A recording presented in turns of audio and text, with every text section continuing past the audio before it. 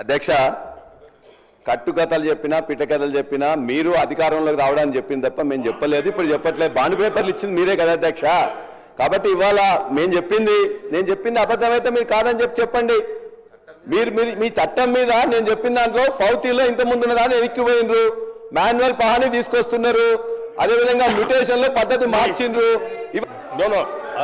అధ్యక్ష సార్ అధ్యక్ష భూమి చాలా చాలా ముఖ్యమైన అంశం అధ్యక్ష. రాష్ట్ర ప్రజలు ఈ రకంగా తప్పుదోవ పట్టించే పరిస్థితి చేయొద్దు. ఇప్పుడే రెవెన్యూ మంత్రి గారు చాలా స్పష్టం జమాబందీ గురించి వారు మాట్లాడుతూ ఉన్నారు. అధ్యక్ష జమాబందీ అంటే ఒక్క నిమిషం సార్ అధ్యక్ష నేను చాలా స్పష్టంగా చెప్పాలి అధ్యక్ష. జమాబందీ మళ్ళీ తీసుకొస్తా ఉన్నారు, దీనివల్ల నష్టం జరుగుతున్నారు. జమాబందీ అంటే ఏంటి అధ్యక్ష?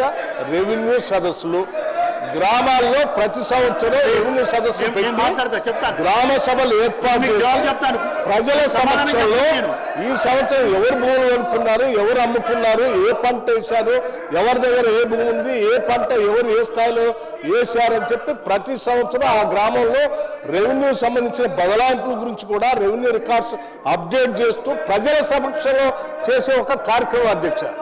ప్రజల సమక్షంలో జమాబందీ అని రెవెన్యూ సదస్సు పెట్టి చేయటం కరెక్టా, లేకపోతే 4 గోడల మధ్యలో అడ్డగోలుగా ధరణి చట్టం చేసుకొచ్చి అందులో ఎంట్రీ చేసుకోవటం కరెక్టా? ఏది కరెక్ట్ అధ్యక్ష? ఏది కరెక్ట్?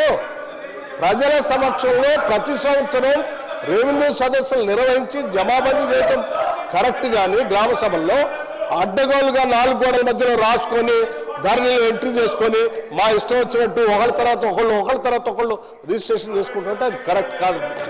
జమాబందీ గురించి ముందు అవగాహన చేసుకోమని చెప్పండి. జమాబందీ అంటే ఏంటి?